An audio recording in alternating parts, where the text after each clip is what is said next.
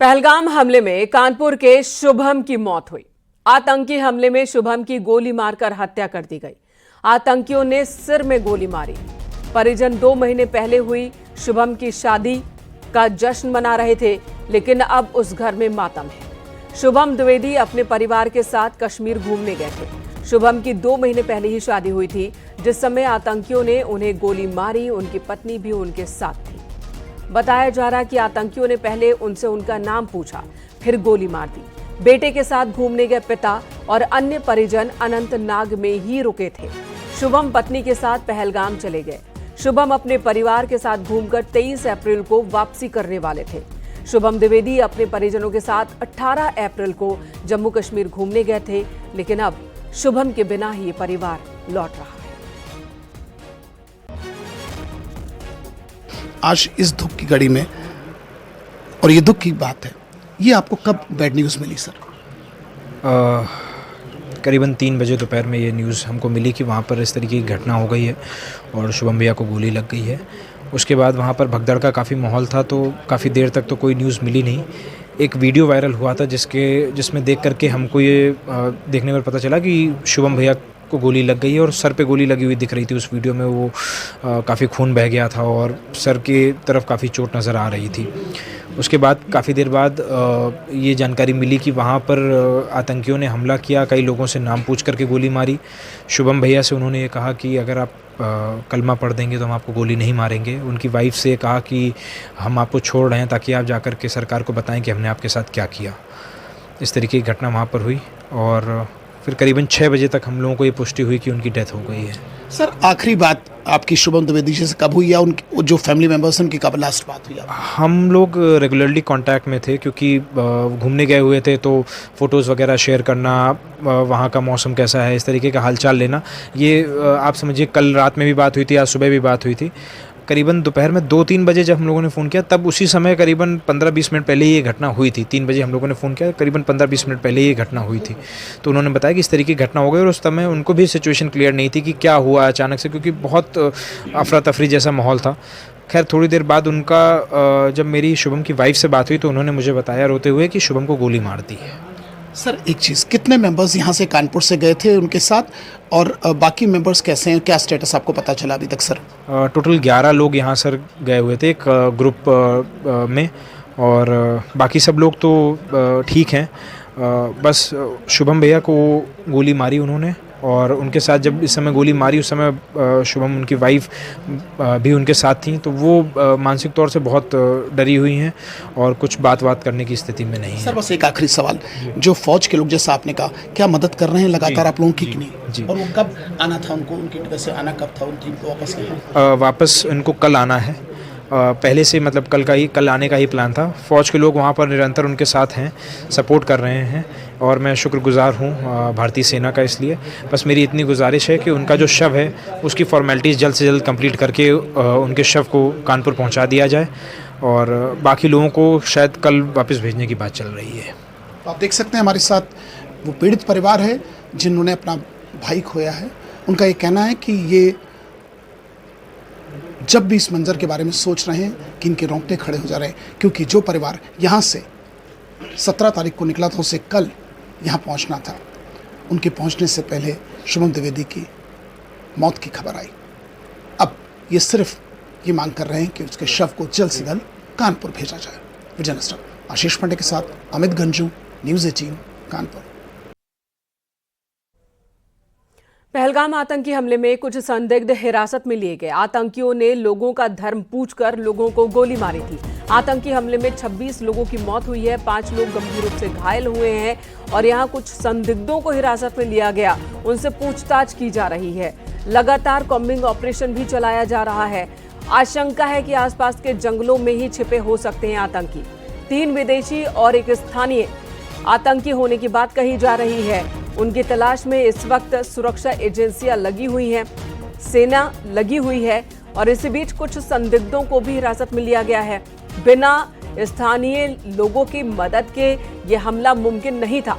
तो कौन कौन से लोग जिन्होंने हमलावरों की मदद की, उन्हें पनाह दिया या फिर उन्हें हथियार मुहैया कराया, किस तरह से हमलावरों ने इस पूरे आतंकी हमले को अंजाम दिया और कौन कौन से उनके साथ थे, ये तलाशने में इस वक्त सेना जुटी हुई है। एनआईए की टीम भी मौके पर मौजूद है, वो भी जांच पड़ताल में है। कुछ संदिग्धों को हिरासत में लेकर पूछताछ हो रही है, इस बारे में भी आपको और विस्तार से बताएंगे। आतंकी हमले में 26 लोगों की मौत हुई है, 5 लोग गंभीर रूप से घायल है। कश्मीर को दिया गया यह जख्म सिर्फ कश्मीर के लिए नहीं बल्कि पूरे भारत के लिए।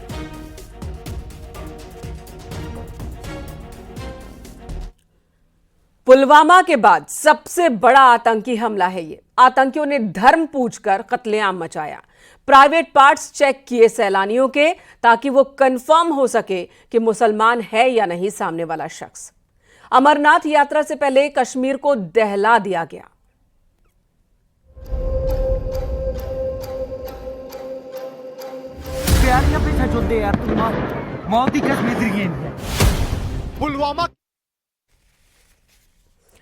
प्रधानमंत्री नरेंद्र मोदी दिल्ली लौट आए हैं। ये तस्वीरें आपको दिखा रहे हैं। दिल्ली पहुंचे पीएम मोदी।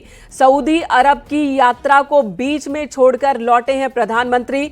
2 दिन की यात्रा थी सऊदी अरब की, लेकिन इसी बीच पहलगाम में जो आतंकी कत्लेआम मचाते रहे, तो फिर प्रधानमंत्री ने अपना 2 दिन का दौरा 1 दिन का कर दिया और लौट आए हैं। सऊदी अरब की यात्रा बीच में ही छोड़कर लौटे हैं प्रधानमंत्री नरेंद्र मोदी। और ये तस्वीरें आपको दिखा रहे हैं। दिल्ली पहुंचे हैं और दिल्ली पहुंचने के बाद सबसे पहले उन्होंने प्रणाम किया और अब मीटिंग्स होंगी। बताया जा रहा है कि प्रधानमंत्री कश्मीर भी जा सकते हैं, पहलगाम भी जा सकते हैं। गृह मंत्री अमित शाह पहले से ही कश्मीर में मौजूद हैं, जहां पूरी रात हाई लेवल मीटिंग्स हुई हैं। और अब प्रधानमंत्री नरेंद्र मोदी भी पहुंच चुके हैं सऊदी अरब की यात्रा को बीच में छोड़कर।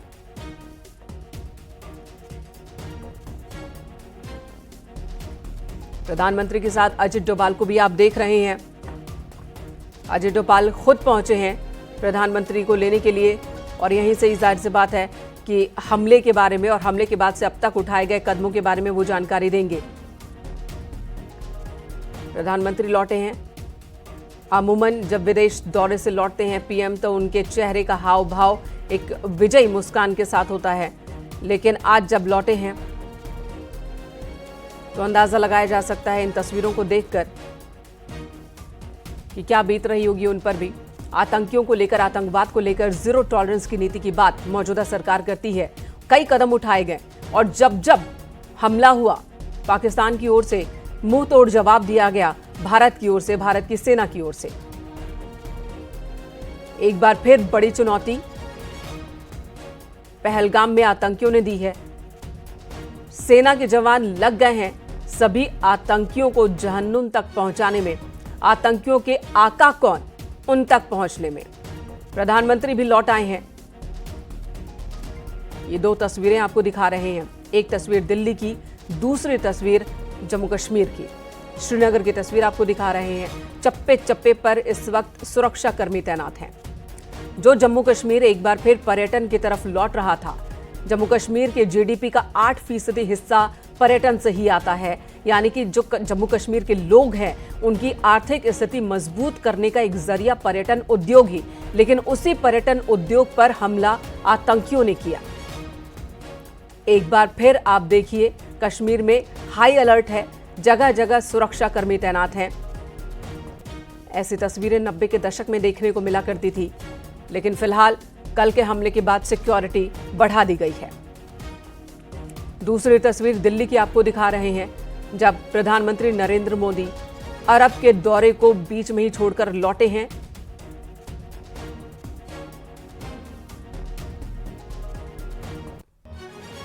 दुनिया भर ने पहलगाम हमले की निंदा की है।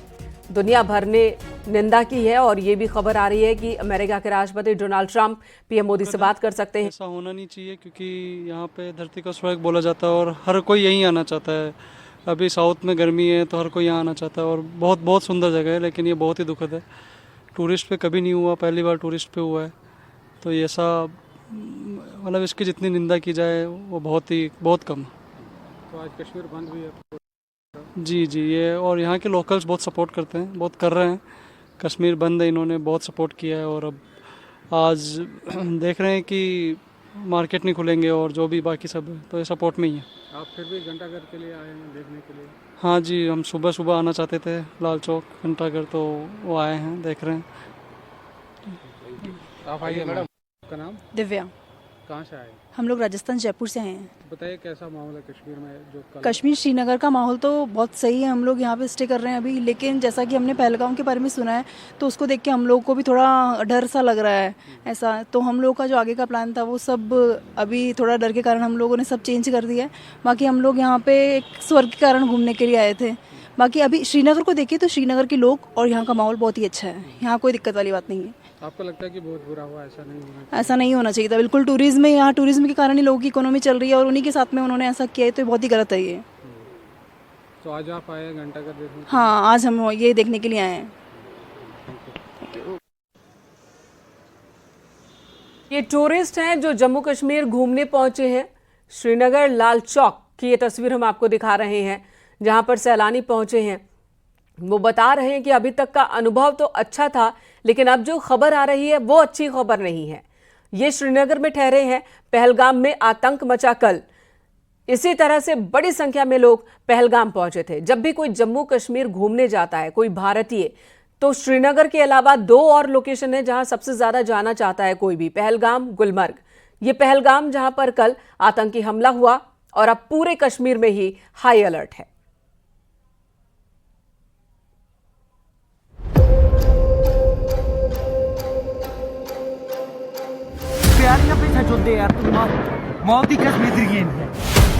पुलवामा के बाद सबसे बड़ा आतंकी हमला,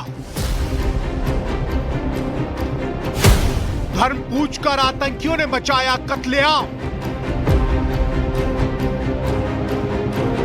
प्राइवेट पार्ट चेक कर पर्यटकों को मारी गोली। पर्यटकों के खून से लाल हुई कश्मीर की घाटी। अमरनाथ यात्रा से पहले दहल उठा कश्मीर। जन्नत में फिर आतंक का कहर बरपा। पहलगाम की खूबसूरत वादियों में ताबड़तोड़ गोलियों की गूंज सुनाई दी।